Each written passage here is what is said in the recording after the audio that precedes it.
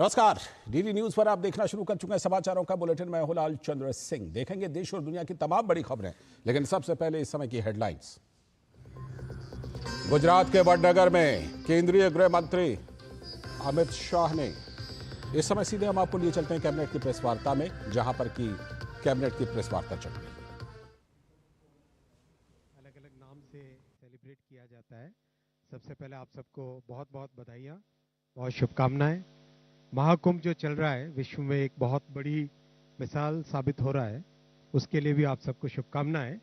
आज की कैबिनेट में बहुत महत्वपूर्ण फैसला लिया गया हमारे स्पेस सेक्टर से रिलेटेड। स्पेस में आप जानते हैं कि बहुत बड़े रिफॉर्म्स अभी किए गए हैं। माननीय प्रधानमंत्री श्री नरेंद्र मोदी जी ने किस तरह से स्पेस सेक्टर को एक वाइब्रेंट सेक्टर की तरह स्थापित किया है और नए स्टार्टअप्स इसमें आ रहे हैं। करीब अब तक 200 से ज़्यादा स्टार्टअप्स स्पेस सेक्टर में आ चुके हैं और एक नई एनर्जी के साथ, एक नई ऊर्जा के साथ, नए एंथुजियाज्म के साथ स्पेस सेक्टर में सभी लोग काम कर रहे हैं। तो आज कैबिनेट में माननीय प्रधानमंत्री जी ने 3,985 करोड़ रुपीस की कॉस्ट से थर्ड लॉन्च पैड सैंक्शन किया है, जो कि देश के लिए स्पेस इंफ्रास्ट्रक्चर में बहुत एक इम्पॉर्टेंट माइलस्टोन साबित होगा। आप फर्स्ट और सेकंड लॉन्च पैड्स को अगर देखेंगे, उससे कई ज़्यादा कैपेसिटी इसकी है। रॉकेट्स को किस तरह से प्लेस करना, दो रॉकेट्स के बीच में गैप कितना होना चाहिए, ज़्यादा थ्रस्ट जहाँ चाहिए, ज़्यादा पावर चाहिए रॉकेट को, उसके हिसाब से उसकी डिज़ाइन होनी चाहिए। वो सारी की सारी चीज़ों को ध्यान में रखते हुए थर्ड लॉन्च पैड को आज सैंक्शन किया गया है 3,985 करोड़ से।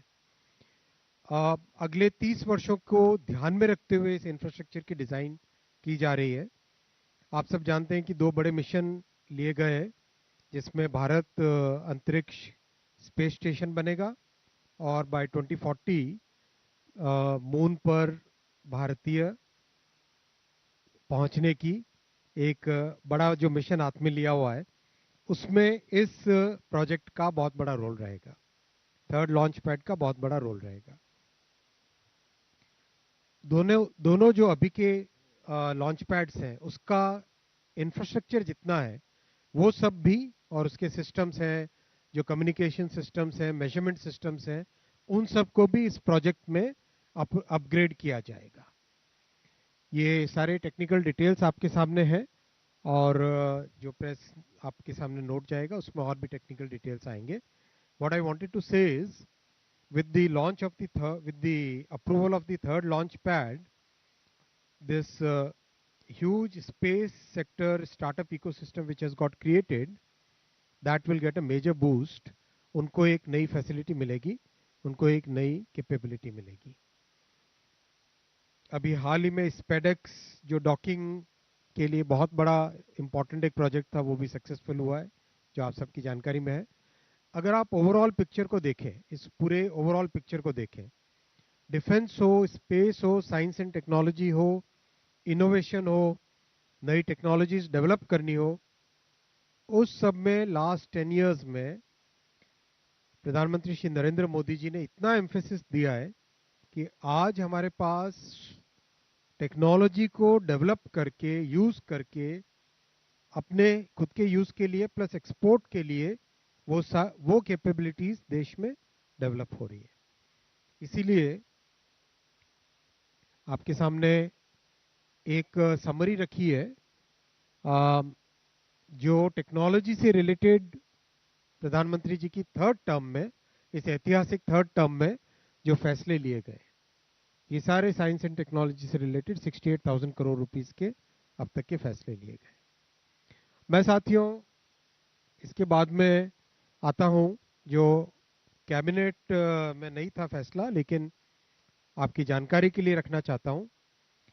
माननीय प्रधानमंत्री जी ने केंद्र सरकार के सभी कर्मचारियों के लिए 8th सेंट्रल पे कमीशन को मंजूरी दे दी है।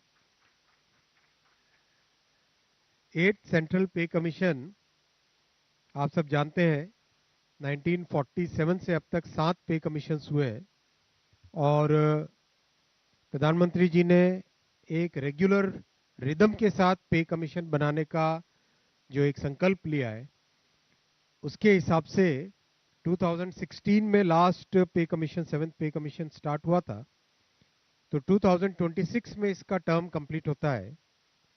उससे वेल बिफोर 2025 में 8th पे कमीशन स्टैब्लिश करने से सफिशिएंट टाइम मिलेगा so that the recommendations can be received well before the completion of the period of 7th पे कमीशन। जैसा आप जानते हैं, इसमें मैसिव कंसल्टेशन होगा with the state governments, with all the different stakeholders in the central government, in the PSUs, इन सब के साथ डिटेल्ड कंसल्टेशन होगा और चेयरमैन एंड 2 मेंबर्स का भी शीघ्र अपॉइंटमेंट होगा। एक तरीके से ये एक बहुत बड़ा फैसला है जिसमें जो केंद्र के कर्मचारी है, और जैसा आप जानते हैं वन सेंट्रल पे कमीशन कम्स, उसके बाद में करीब करीब हर देश के जितने भी ऑर्गेनाइजेशंस हैं वो सब उसी को फॉलो करते हैं। So this is a major decision I would like to share with you. Thank you very much, once again wishing you very happy Sankranti. Thank you, sir. Now, floor is open for the questions. Okay, please introduce yourself and confine yourself with the cabinet decisions, please. Any discussion What- on ethanol? Can you introduce yourself?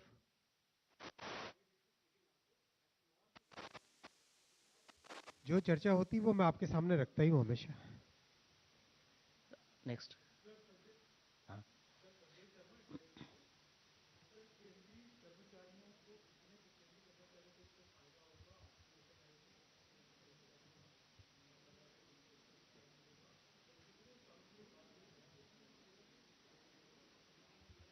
वेतन आयोग आप जानते हैं पिछला वेतन आयोग 2016 में स्थापित हुआ था, 7th पे कमीशन, जिसकी टर्म 2026 तक है।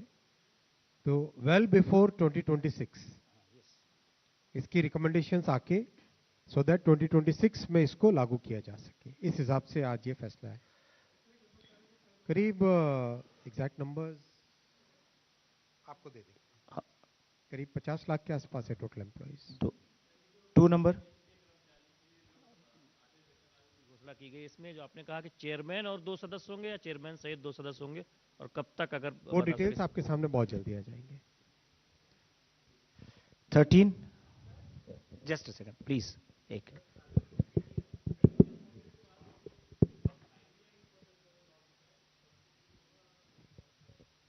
थर्ड लॉन्च पैड का 48 मंथ्स का टाइमलाइन है, 48 months. Yes, somebody wanted to ask. Sir, Okay. this is Lakshmi from PT. I just wanted to know how different this third launch pad from first and second, and what kind of missions this third launch pad will support. I'll request the Secretary Space to give more details of. Yes. Mic, please. Mic दीजिए। एक second आपको आ रहे हैं line पे, mobile of कर लीजिए, पे बुला रहे हैं। First launch pad,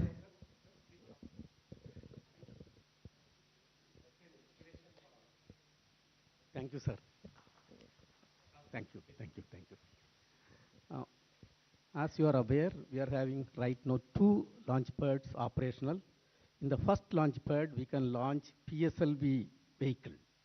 And second launch pad, we can launch the LVM-3 and GSLV Mark II vehicles. Of course, whenever required, PSLV also can go.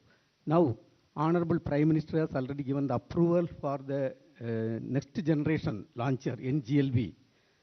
That capability is almost, the Mark III vehicle capability is 8,000 kg to low Earth orbit. This vehicle capability is 30,000 kg to low Earth orbit. And the vehicle size is something around 91 meter height. Almost 2.2 times height of the Mark III vehicle, and the lift-off mass is 1,000 ton, almost 1.5 times of Mark III vehicle.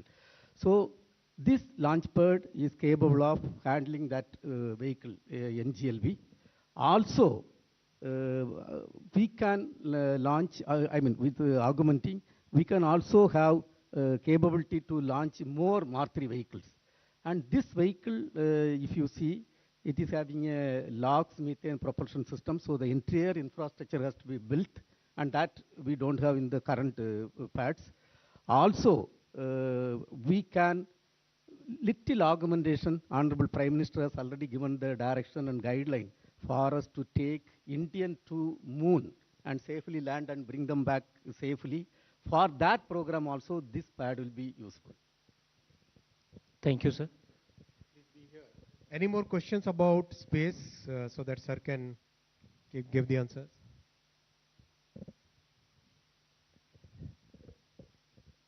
All right, great. Thank you so much. Okay, thank you.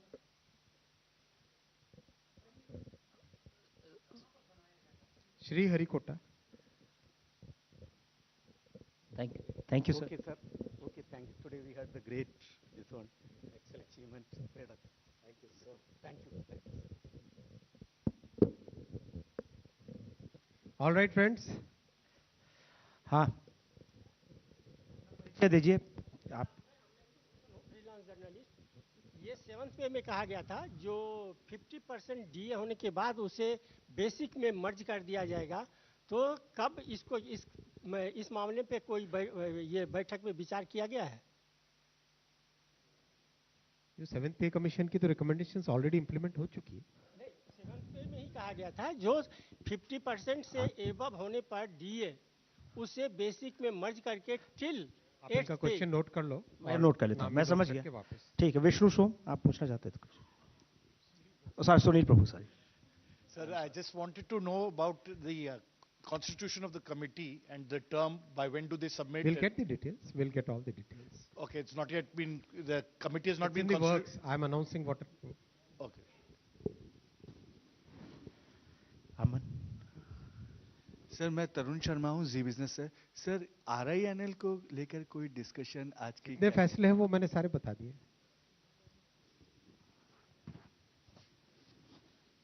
All right, friends, thank you. 138 question last. एक second रुक जाइए, 10 last question पूछ रहे हैं। संतोष पर आवाज नहीं आ रही।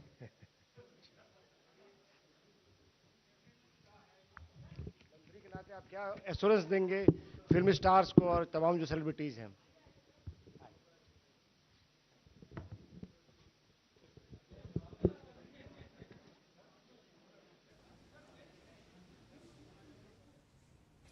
सीधा प्रसारण आप कैबिनेट की प्रेस वार्ता का देख रहे थे। 2 बड़े फैसले लिए गए हैं कैबिनेट के द्वारा। उनमें सबसे बड़ा फैसला तो यह है कि 8वें केंद्रीय वेतन आयोग को मंजूरी दे दी गई है। 8वें केंद्रीय वेतन आयोग के गठन को मंजूरी दे दी गई है। साल 2026 से ये वेतन आयोग लागू होना है। अभी फिलहाल जो है वो 7वां वेतन आयोग लागू है जो 2016 से लागू है। तो 2026 में जो 8वां वेतन आयोग लागू होना है उसके लिए शुरुआत से ही एडवांस प्लानिंग के तहत ही उस वेतन आयोग के गठन को यह मंजूरी दी गई है केंद्र सरकार के द्वारा। आज प्रधानमंत्री नरेंद्र मोदी की अध्यक्षता में जो कैबिनेट की बैठक हुई, और इसके साथ ही एक और बड़ा जो फैसला है वो है कि श्रीहरिकोटा में जो तीसरा लॉन्च पैड है अंतरिक्ष प्रक्षेपण के लिए, उसको मंजूरी दे दी गई है। 3,985 करोड़ रुपए से तीसरे लॉन्च पैड का निर्माण किया जाएगा और इसमें करीब करीब 48 महीने यानी कि करीब करीब 4 साल का समय लगेगा जब यह तीसरा लॉन्च पैड भी तैयार हो जाएगा। फिलहाल देश में 2 लॉन्च पैड हैं, तो अब तीसरे लॉन्च पैड को भी मंजूरी दे दी गई है।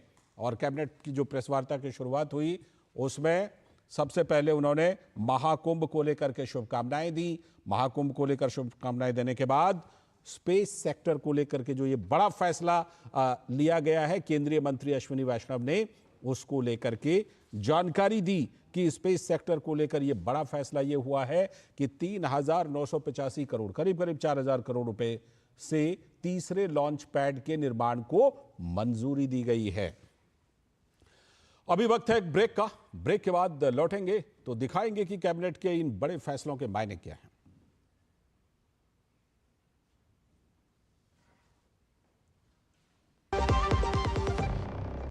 जब धरती चीर कर निकलता है लोहे का पत्थर और मिलता है मोंगिया के जोश से, फिर तपता है, पिघलता है और बनता है फौलाद।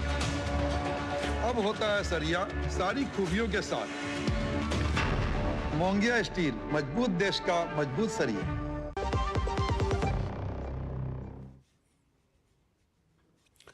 स्वागत है ब्रेक के बाद। तो जैसा कि ब्रेक पर जाने से पहले हम आपको जानकारी दे रहे थे कि कैबिनेट ने बड़ा फैसला लिया है। कैबिनेट ने दो बड़े अहम फैसलों को मंजूरी दी है और दोनों फैसलों के बारे में केंद्रीय मंत्री अश्विनी वैष्णव ने जानकारी दी। केंद्र सरकार के कर्मचारियों के लिए 8वें वेतन आयोग को मंजूरी दी गई है, ये सबसे बड़ा फैसला।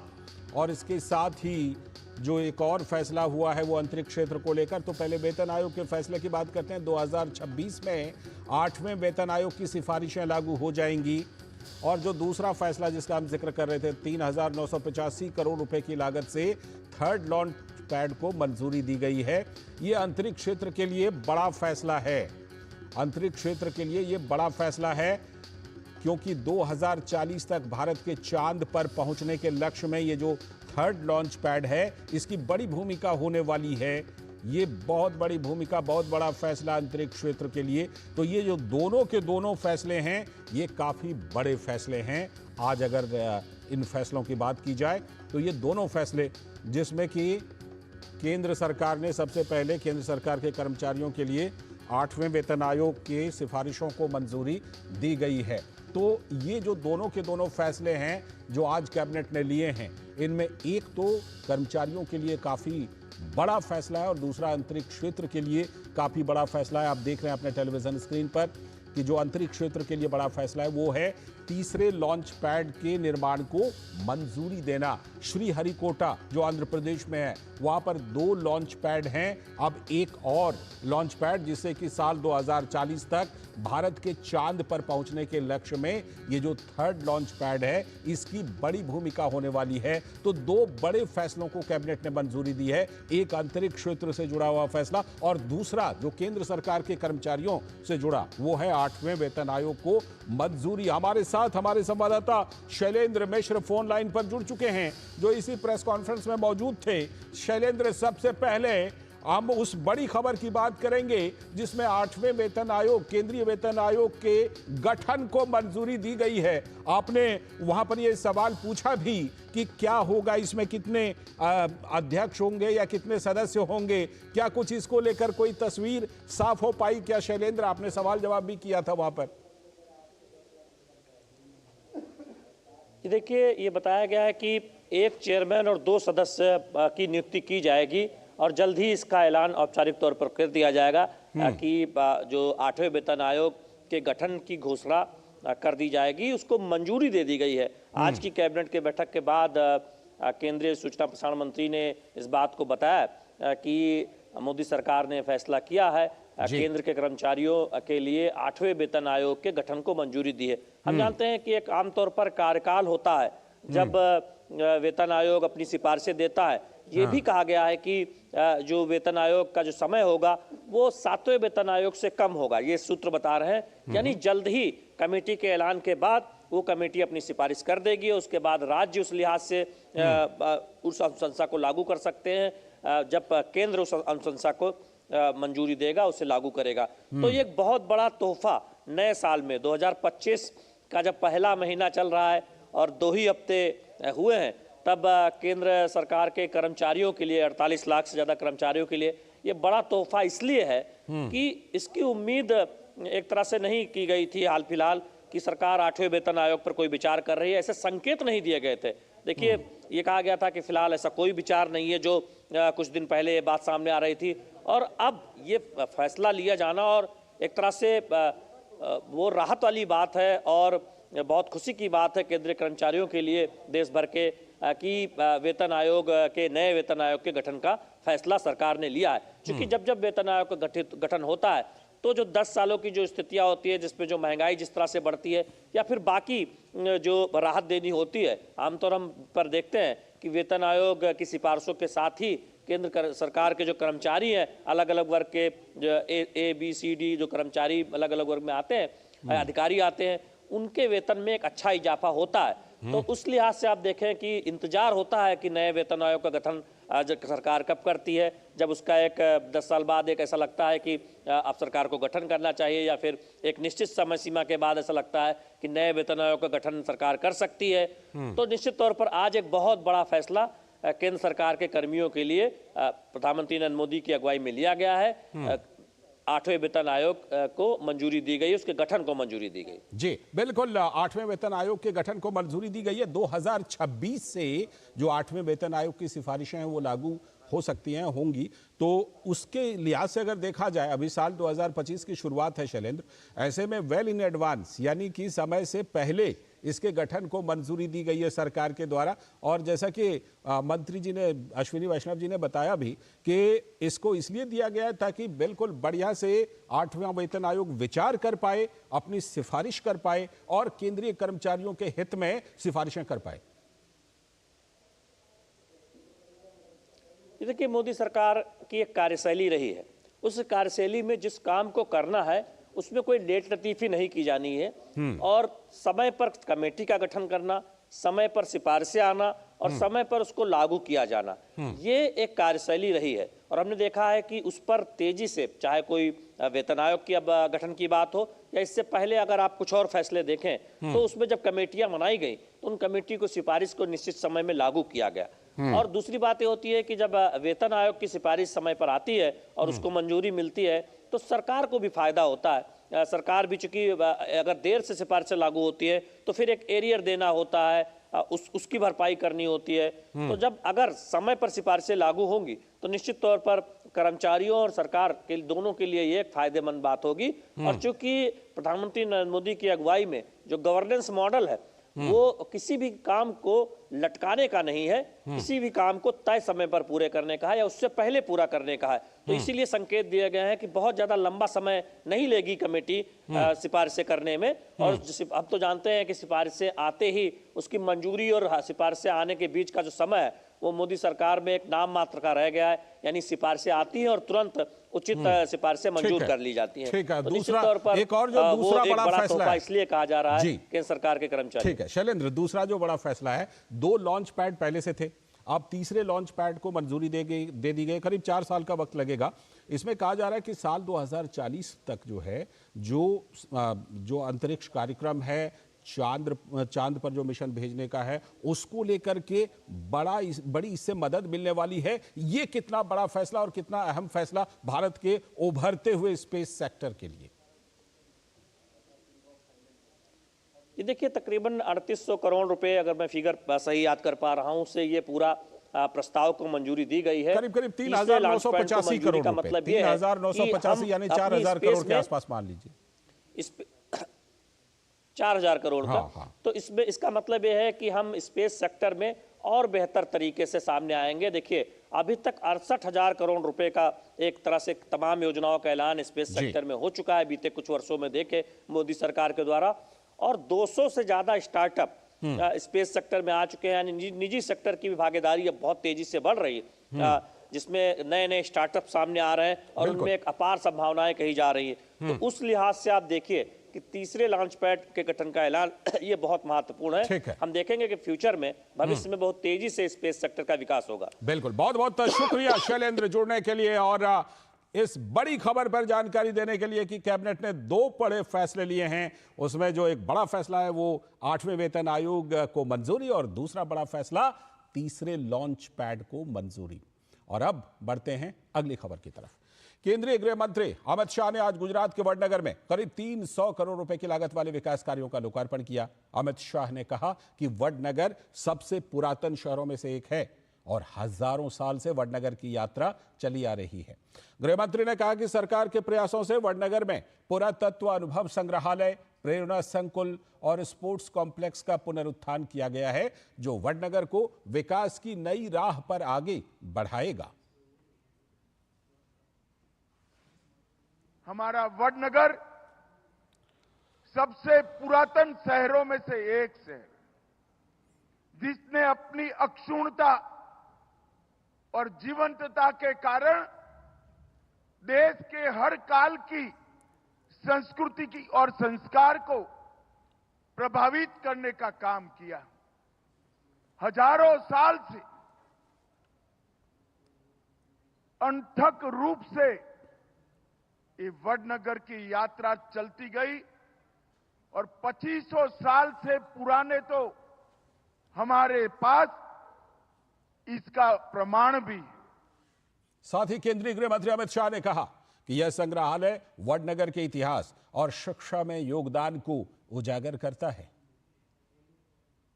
दुनिया भर में ऐसा म्यूजियम उपस्थित नहीं है जहां इतिहास और उत्खनन दोनों मौजूद हैं। आज यहां पर लगभग 300 करोड़ की लागत से एक म्यूजियम बनाया गया है और मैं नरेंद्र भाई को बहुत साधुवाद देना चाहता हूं।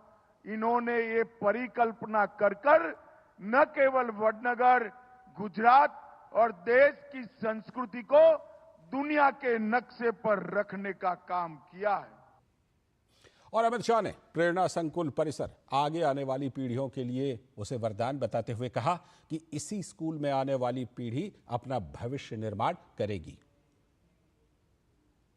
मैंने प्रेरणा संकुल परिसर का भी औपचारिक उद्घाटन किया, जिस स्कूल के अंदर नरेंद्र मोदी जी ने प्राथमिक शिक्षा प्राप्त करी, वहां आज देश भर के बच्चे इसी रास्ते पर चलने की शिक्षा प्राप्त करने के लिए आ रहे हैं।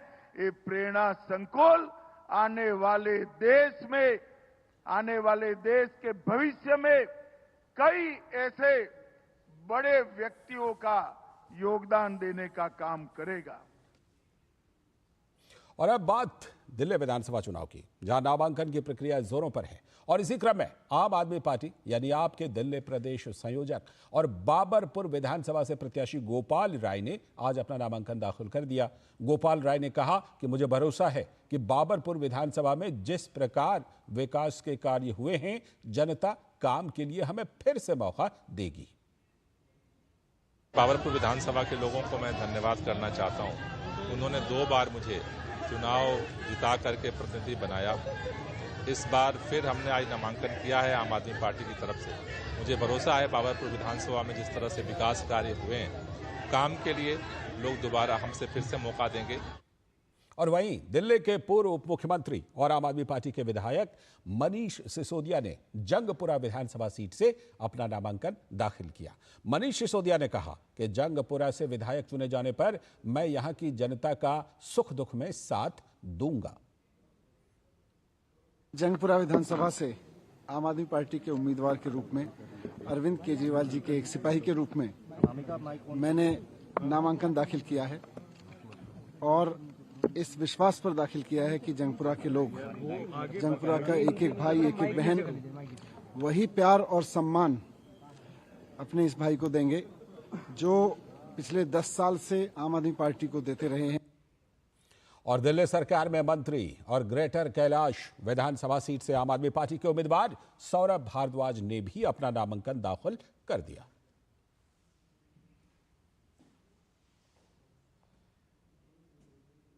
इधर नई दिल्ली विधानसभा सीट से कांग्रेस के उम्मीदवार संदीप दीक्षित ने भी अपना नामांकन दाखिल किया। इस सीट को दिल्ली की सबसे हॉट सीट मानी जा रही है। कल दिल्ली के पूर्व मुख्यमंत्री और आम आदमी पार्टी के संयोजक अरविंद केजरीवाल और पूर्व मुख्यमंत्री साहिब सिंह वर्मा के बेटे और भाजपा उम्मीदवार परवेश वर्मा ने भी इस सीट से अपना नामांकन दाखिल किया था।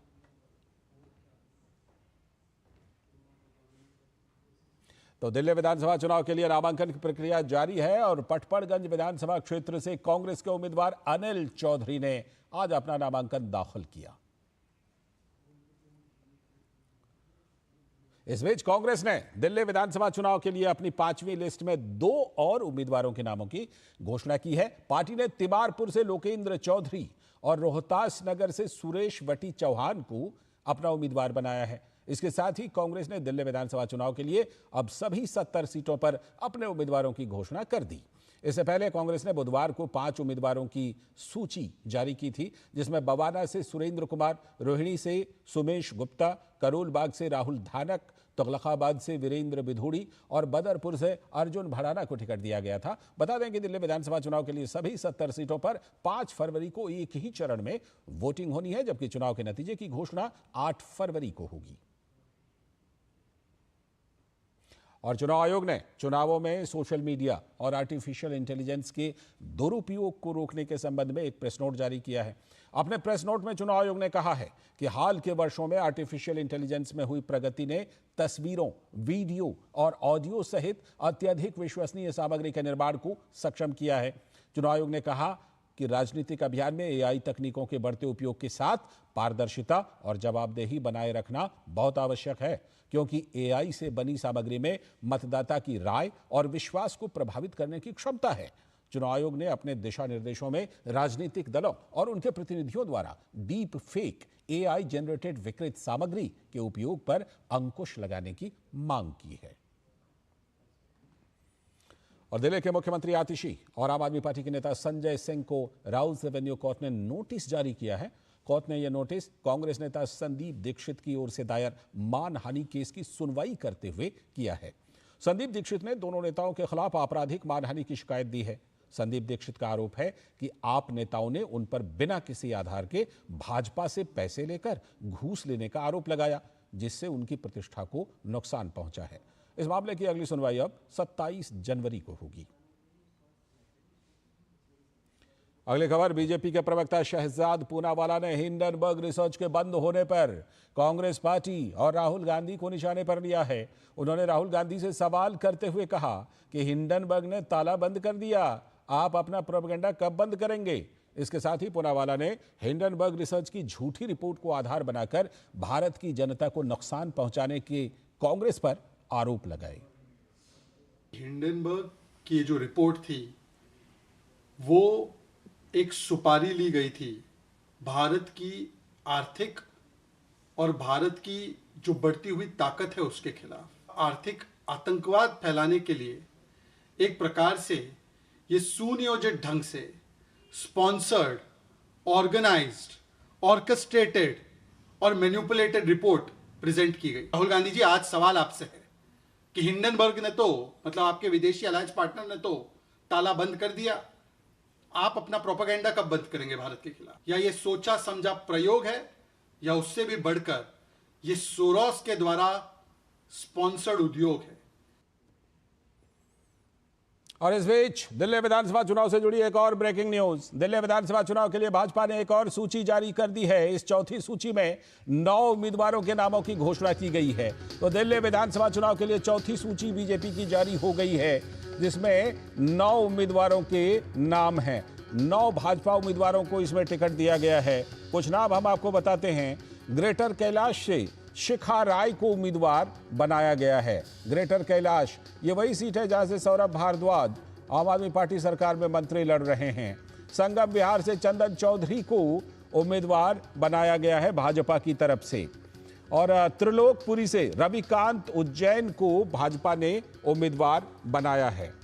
ये 9 नाम हैं इसमें। शाहदरा से संजय गोयल को टिकट भाजपा ने दिया है। शाहदरा से संजय गोयल। बीजेपी ने दिल्ली विधानसभा चुनाव की चौथी सूची ये जारी की है। इसके पहले 3 सूची बीजेपी जारी कर चुकी है और ये चौथी सूची जो है इसमें 9 उम्मीदवारों, दिल्ली कैंट से भुवन तंवर को उम्मीदवार बनाया गया। इस समय आप अपने टेलीविजन स्क्रीन पर वो सभी नाम देख रहे हैं जिन 9 नामों को बीजेपी ने उतारा है चौथी सूची में। तो ये अलग अलग सीटों से आप देख पा रहे हैं। इसमें वजीरपुर है, दिल्ली कैंट है, बवाना है, संगम विहार है, ग्रेटर कैलाश है, त्रिलोकपुरी है, शाहदरा है, बाबरपुर है और गोकुलपुर है, गोकलपुर। तो ये तमाम नाम आप देख पा रहे हैं अपने टेलीविजन स्क्रीन पर, जिसमें भारतीय जनता पार्टी ने 9 टिकट दिए हैं दिल्ली विधानसभा के लिए। और ये तमाम जो 9 उम्मीदवार हैं, इन 9 उम्मीदवारों के बारे में हम आपको बता रहे हैं कि कौन कौन हैं जिनको टिकट दिया गया है। तो इसमें ख़ास तौर पर जो आप नाम देख पा रहे हैं, शिखा राय ग्रेटर कैलाश से, उनको दिया गया है टिकट। साथ में जो और बाकी 8 सीटों पर नाम हैं वो भी आप देख सकते हैं अपने टेलीविज़न स्क्रीन पर, और वो नाम मैं आपको भी बताता हूँ। रविंद्र कुमार इंद्रराज, ये इनको बवाना अनुसूचित जाति की सीट SC सुरक्षित सीट से दिया गया। वजीरपुर से श्रीमती पूनम शर्मा, दिल्ली कैंट से भुवन तंवर, संगम विहार से चंदन कुमार चौधरी, ग्रेटर कैलाश से शिखा राय, त्रिलोकपुरी जो कि SC सीट है, सुरक्षित सीट है, रविकांत उज्जैन, शाहदरा से संजय गोयल, बाबरपुर से अनिल वशिष्ठ और गोकलपुर जो कि सुरक्षित सीट है वहाँ से प्रवीण निमेश, ये नाम दिए गए हैं। 9 लोगों को बीजेपी ने टिकट दिया है चौथी लिस्ट में। इससे पहले भारतीय जनता पार्टी 3 लिस्ट अपना जारी कर चुकी है और ये चौथी सूची है जिसमें कि 9 भाजपा उम्मीदवारों को टिकट दिया गया है। तो भारतीय जनता पार्टी की तरफ से ये चौथी सूची भी आ गई है। जैसा कि हम जानते हैं, दिल्ली विधानसभा चुनाव के लिए जो मतदान है वो 5 फरवरी को है और जो मतगणना है वो 8 फरवरी को है, यानी 8 फरवरी को नतीजे आ जाएंगे। तो तमाम पार्टियों की तरफ से, जैसे हम जानते हैं कि आम आदमी पार्टी और जो कांग्रेस पार्टी है वो अपने सभी 70 उम्मीदवारों के नाम जो है वो जारी कर चुकी है। और बीजेपी की ये जो है, बीजेपी की भी ये आखिरी लिस्ट है 9 उम्मीदवारों की। तो बीजेपी अभी तक 3 सूचियों में 59 उम्मीदवारों के नाम का ऐलान कर चुकी थी। तो अभी 9 उम्मीदवार और, यानी कि 68 नाम बीजेपी के आ चुके हैं। 2 नाम अभी भी भारतीय जनता पार्टी की तरफ से बाकी हैं, यानी कुल मिलाकर के भारतीय जनता पार्टी 68 सीटों पर अपने उम्मीदवार घोषित कर चुकी है। पहले 3 लिस्ट में 59 नाम आए थे और अभी चौथी लिस्ट में 9 कैंडिडेट के नाम आए हैं। तो कुल मिलाकर 59 और 9 यानी कि 68 उम्मीदवारों के नामों का भारतीय जनता पार्टी ऐलान कर चुकी है। और जैसा हम जानते हैं कि दिल्ली विधानसभा में 70 सीटें हैं, तो उसमें से 68 उम्मीदवार जारी हो चुके उम्मीदवारों के नाम। 2 उम्मीदवारों के नाम भारतीय जनता पार्टी को अभी और तय करने हैं और उसमें जो पहली लिस्ट थी उसमें 29 उम्मीदवारों के नाम आए थे और पूरी 3 लिस्ट की बात करें तो 59 नाम आ चुके थे और 59 और 9 68, कुल 68 उम्मीदवार जो हैं उनको टिकट दिया जा चुका है भारतीय जनता पार्टी की तरफ से। धीरज कुमार हमारे संवाददाता जुड़ चुके हैं इस खबर पर और ज़्यादा जानकारी के साथ। धीरज, ये बताइए कि अब अभी भी 2 नाम अभी हैं, मतलब 68 नाम आ चुके हैं, ये 2 नाम भारतीय जनता पार्टी की तरफ से अभी नहीं आए। उम्मीद थी कि आज 11 नाम आएंगे, लेकिन 9 नाम आए हैं। ये कौन सी 2 सीटें ऐसी हैं जिनका अभी तक भारतीय जनता पार्टी ने कैंडिडेट का ऐलान नहीं किया है? देखिए, जो सबसे महत्वपूर्ण सीटें हैं जिसका कि अभी ऐलान नहीं हुआ है, इस पे एक तरीके से कह सकते हैं कि शीर्ष नेतृत्व और जो चुनाव प्रबंधन कमेटी जो है उस पर विचार कर रही है कि इन 2 सीटों का ऐलान जल्द से जल्द किया जाए। दरअसल जो दिल्ली का जो कैंट का जो विधानसभा क्षेत्र है, कैंट विधानसभा क्षेत्र से एक तरीके से जो भारतीय जनता पार्टी किसी कद्दावर उम्मीदवार को चुनाव मैदान में उतारना चाहती है और जिसके लिए पहले से ये कहा जा रहा था कि हो सकता है कि वहां से स्मृति ईरानी को चुनावी मैदान में उतारा जाए, या ऐसा भी कहा जा रहा है कि जो पूर्व केंद्रीय मंत्री हैं मीनाक्षी लेखी, वहां से मैदान में उतारा जाए। लेकिन एक उसमें दिक्कत ये थी कि वहां से जो पूर्व में जो पूर्वांचल मोर्चा के जो अध्यक्ष थे मनीष चौधरी, वहां से वो पिछली बार प्रत्याशी बने थे, हालांकि उन्हें हार का सामना करना पड़ा था। तो ये एक और महत्वपूर्ण सीट है जिसपे कि अभी घोषणा नहीं हुई है। दिल्ली कैंट से धीरज, दिल्ली कैंट से भुवन तंवर को टिकट दे दिया गया है। दिल्ली कैंट सीट की बात करें तो भुवन तंवर को उम्मीदवार बना दिया गया है। उनके नाम का तो ऐलान इस लिस्ट में है। 9 लोगों की जो लिस्ट आई है उसमें भुवन तंवर का नाम है, जिसमें दिल्ली कैंट से ऐलान कर दिया गया है। खैर, अभी जो ये 9 नाम आए हैं धीरज, क्या इसमें कैंडिडेट को बदला भी गया है भारतीय जनता पार्टी की तरफ से? अगर पिछले चुनावों से तुलना करें तो क्या भारतीय जनता पार्टी ने अपने उम्मीदवारों को बदला भी है, काफी संख्या में बदला है क्या? देखिए, अभी जो मैं अभी देख पा रहा हूं उसमें कुछ नाम नए जरूर हैं। हालांकि मैं जो देख रहा हूं, जो सिखा राय हैं, सिखा राय को हमने पिछली बार भी उनका विधानसभा चुनाव हमने कवर किया था और उनको हमने विधानसभा में देखा था। जो शाहदरा की जो सीट है, संजय गोयल, इनके बारे में भी एक तरीके से मैं कह सकता हूं कि ये भी पिछली बार भी विधानसभा चुनाव में, अनिल वशिष्ठ जो बाबरपुर से, इन्होंने भी पिछली बार का विधानसभा चुनाव लड़ा है। तो हो सकता है कि एक दो नाम जिसको मैं पूरी तरीके से जब मैं चेक कर पाऊंगा कि ये नाम पिछले चुनाव में थे या नहीं थे, लेकिन इतना जरूर कहा जा सकता है कि इस बार के चुनाव में भारतीय जनता पार्टी ने जिस तरीके से जो उम्मीदवार का चयन किया है, उस चयन में उन्होंने बहुत सारी चीजों को देखकर उन्होंने चयन किया और एक तरीके से बीजेपी की ये कोशिश है और इस बार के चुनाव में जो उनका जो बीते 26 साल का जो सूखा है, 32-26 साल के सूखे को खत्म किया जाए। और उसके लिए आप देख सकते हैं कि नामांकन के लिए बस एक ही दिन ही बचा है, कल का ही मात्र दिन बचा है। अब अभी जिन कैंडिडेट का नाम अभी घोषित हुआ है उनके लिए एक बड़ी चुनौती होगी कि कल सुबह वो जाके पहले अपना नामांकन दर्ज कराएं। इसके पहले उनको नामांकन से संबंधित जो तमाम जो प्रक्रिया होती है उसको पूरा करना होगा। तो इसमें देरी, इस कवायद में देरी इस वजह से हुई है कि इस बार भारतीय जनता पार्टी जो दिल्ली विधानसभा के चुनाव को बिल्कुल अलग अंदाज में लड़ रही है और उनका ये कहना है कि जिस तरीके से बीते पूरी तैयारी के साथ बीजेपी लड़ना चाह रही है, जाहिर सी बात है। बहुत बहुत शुक्रिया धीरज जुड़ने के लिए और इस खबर पर, बड़ी खबर पर जानकारी देने के लिए। अभी वक्त है एक ब्रेक का और ब्रेक के बाद जब लौटेंगे तो देखेंगे कुछ और बड़ी खबरें।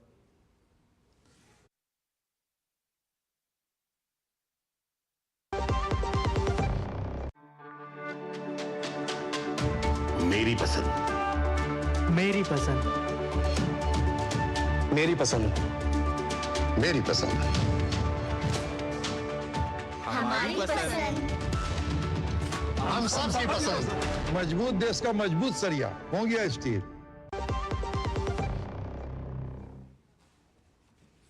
स्वागत है ब्रेक के बाद। आगे की खबरों में उपराष्ट्रपति जगदीप धनखड़ ने आज मुख्य अतिथि के रूप में कर्नाटक के धारवाड़ के कृषि महाविद्यालय के अमृत महोत्सव और पूर्व छात्र मिलन समारोह के उद्घाटन समारोह की अध्यक्षता की। अपने संबोधन में उन्होंने कहा कि प्रधानमंत्री नरेंद्र मोदी के नेतृत्व में देश हर क्षेत्र में प्रगति कर रहा है। उपराष्ट्रपति ने कहा कि आज देश की प्रगति में कृषि का भी महत्वपूर्ण योगदान है। प्रधानमंत्री जी ने देश में एक वायुमंडल पैदा कर दिया, ये दिल मांगे मोर। We have become a nation of high expectations, and in this era of high expectations, there has to be full contribution of the farm sector. Farm sector is primarily driven by institutions like yours. Mahatma Gandhi realized the importance of farm sector and called it India's economic backbone. This is more relevant today than ever before. आज की एक और बड़ी खबर, अभिनेता सैफ अली खान की स्वास्थ्य स्थिति पर लीलावती अस्पताल के डॉक्टर नितिन डांगे ने जानकारी दी है। उन्होंने कहा कि सैफ अली खान को किसी अज्ञात व्यक्ति द्वारा कथित तौर पर हमला करने के बाद सुबह 2 बजे अस्पताल में भर्ती कराया गया था। रीढ़ की हड्डी में चाकू घुसने के कारण उन्हें चोटें आई थी। हमने चाकू निकालने के लिए सर्जरी की और अब उनकी हालत पूरी तरह से स्थिर है। साथ ही उनकी हालत में सुधार हो रहा है और वो खतरे से बाहर हैं।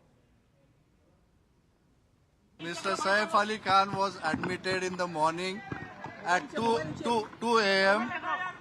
at Leelavati Hospital with alleged history of assault by some unknown person.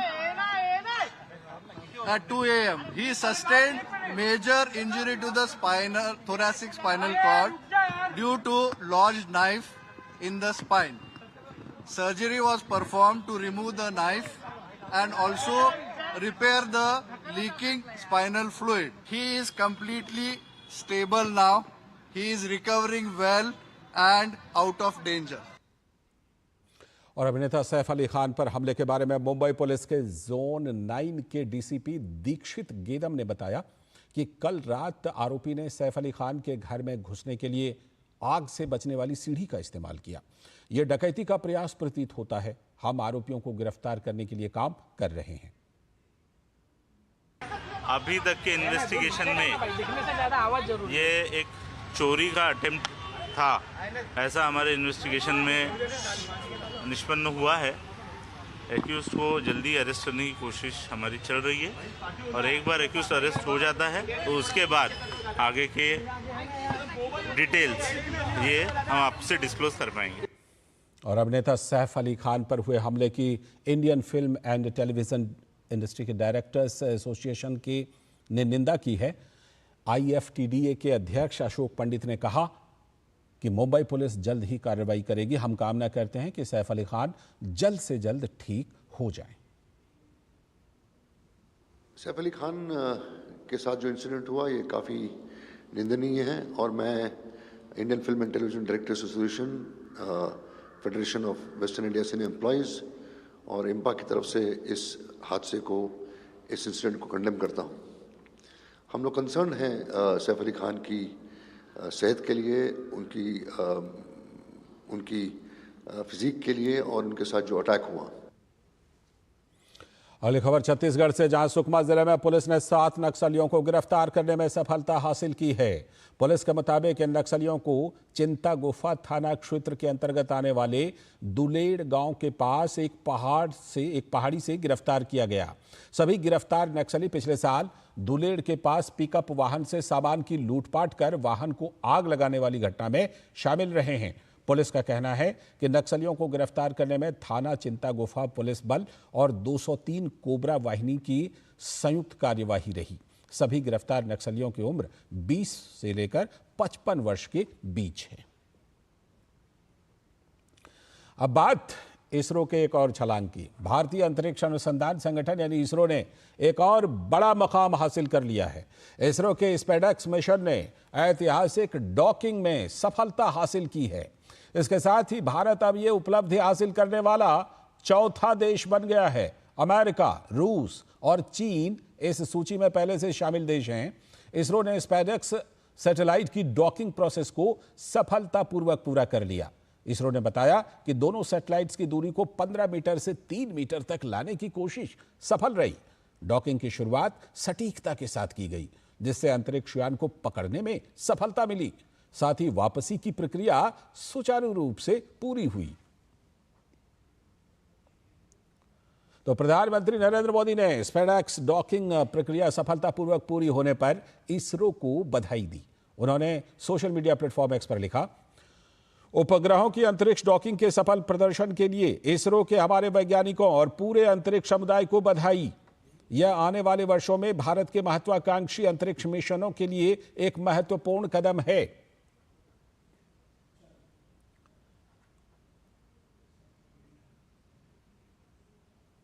और राष्ट्रपति द्रौपदी मुर्मू ने भी स्पेडेक्स डॉकिंग प्रक्रिया सफलतापूर्वक पूरी होने पर इसरो को बधाई दी। उन्होंने एक्स पर लिखा,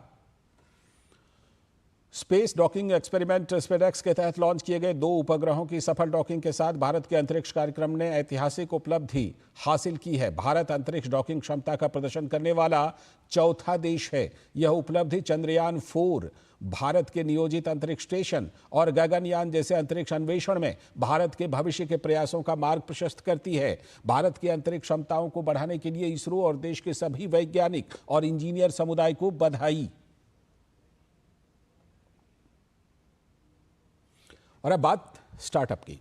आज से ठीक 9 साल पहले यानी कि साल 2016 में केंद्र की मोदी सरकार ने स्टार्टअप इंडिया की शुरुआत की थी, जिसके 9 साल पूरे हो चुके हैं। इस मौके पर प्रधानमंत्री नरेंद्र मोदी ने सोशल मीडिया प्लेटफॉर्म एक्स पर इसे शानदार कामयाबी बताते हुए लिखा, हम स्टार्टअप इंडिया के 9 साल पूरे कर रहे हैं। एक ऐतिहासिक पहल जिसने नवाचार, उद्यमशीलता और विकास को फिर से परिभाषित किया है। यह एक ऐसा कार्यक्रम है जो मेरे दिल के बहुत करीब है, क्योंकि यह युवा सशक्तिकरण को आगे बढ़ाने का एक शक्तिशाली तरीका बनकर उभरा है। पिछले 9 वर्षों में इस परिवर्तनकारी कार्यक्रम ने अनगिनत युवाओं को सशक्त बनाया है, उनके अभिनव विचारों को सफल स्टार्टअप में बदला है। उन्होंने आगे लिखा कि स्टार्टअप इंडिया की यह सफलता दर्शाती है कि आज का भारत गतिशील, आत्मविश्वासी और भविष्य के लिए तैयार है। उन्होंने लिखा, हम एक उद्यमी पारिस्थितिकी तंत्र को बढ़ावा देने के लिए अपनी प्रतिबद्धता की पुष्टि करते हैं, जो हर सपने को पूरा करता है और आत्मनिर्भर भारत में योगदान देता है। पीएम ने स्टार्टअप का हिस्सा बनने वाले युवाओं को बधाई देते हुए कहा, मैं और अधिक युवाओं से इसे आगे बढ़ाने का आग्रह करता हूं और यह मेरा आश्वासन है कि आप निराश नहीं होंगे। पीएम ने बताया कि हमने स्टार्टअप की संस्कृति को प्रोत्साहित करने में कोई कसर नहीं छोड़ी है। हमारी नीतियों ने ईज ऑफ डूइंग बिजनेस, संसाधनों तक अधिक पहुंच और सबसे महत्वपूर्ण बात कि हर मोड़ पर उनका समर्थन करने पर ध्यान केंद्रित किया है। अगली खबर, राष्ट्रीय कैडेट कोर के गणतंत्र दिवस शिविर में रोजाना सांस्कृतिक कार्यक्रमों का आयोजन हो रहा है। दिल्ली निदेशालय के कैडेटों ने भी यमुना नदी पर सांस्कृतिक कार्यक्रम पेश किया। इसमें यमुना नदी को स्वच्छ बनाए रखने के लिए एनसीसी के प्रयासों के साथ ही कैडेटों ने स्वच्छ यमुना का संदेश दिया और क्या कुछ दिखाने का प्रयास किया इन कैडेटों ने। इस पर खास बातचीत की है उनसे हमारे संवाददाता गिरीश निशाना ने।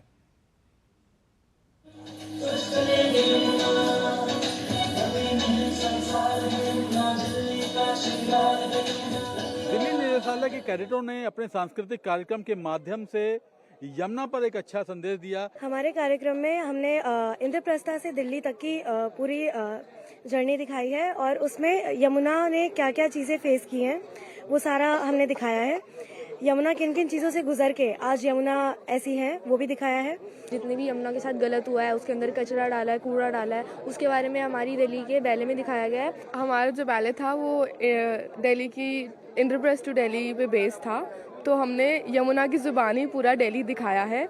हमने दिखाया कि यमुना किस तरह से प्रदूषित हो चुकी है और आज उसमें क्या क्या एफर्ट्स लगाए जा रहे हैं to make it clean. NCC cadets कैसे हमने शुरू किया यमुना को साफ करना और हम कैसे हेल्प करते हैं यमुना को क्लीन करने में, यही दिखाया है। शहर की नदी है, प्लस उससे हमारे थोड़ा रिलीजन भी जुड़ा हुआ है। जैसे कि हमारे इसमें ये भी था कि भगवान कृष्ण भी चाहते हैं कि यमुना पहले से जैसे प्रदूषित है वो ठीक हो जाए, ताकि वहाँ पे फिर से वो गोपियों के साथ लीला रचाएं और वो फिर से उनका यहाँ पे आगमन हो। कृष्ण जी ने पहले अपने टाइम पे कालिया नाग को भगाकर यमुना साफ करी थी, वैसे ही हम एनसीसी के कैडेट, अमृतकाल के एनसीसी के कैडेट्स यमुना को साफ करने में अपना योगदान देंगे।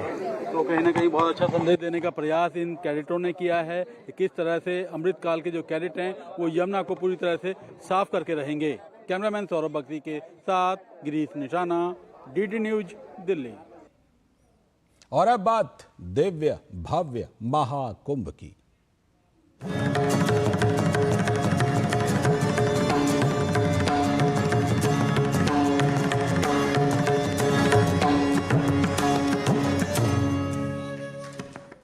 तो महापर्व महाकुंभ के लिए करोड़ों श्रद्धालु लगातार प्रयागराज पहुंच रहे हैं। महाकुंभ सिर्फ एक आयोजन नहीं है, यह मानवता की शाश्वत भक्ति का प्रमाण है, आध्यात्मिक एकता का उत्सव है और इसके सुचारू और सुरक्षित संचालन सुनिश्चित करने के लिए उत्तर प्रदेश सरकार ने युद्ध स्तर पर पुलिस प्रशासन भी वहां पर लगाए हैं।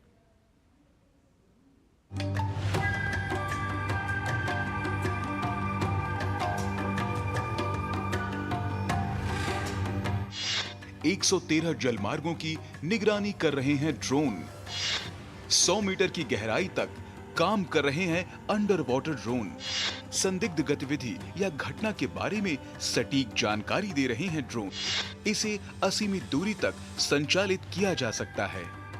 13 जनवरी से शुरू हुए महाकुंभ के लिए उत्तर प्रदेश सरकार ने 70 जिलों से करीब 30,000 पुलिसकर्मी लगाए हैं। हालांकि करोड़ों लोगों की निगरानी के लिए पुलिस प्रशासन शानदार तरीके से अपना काम कर रही है।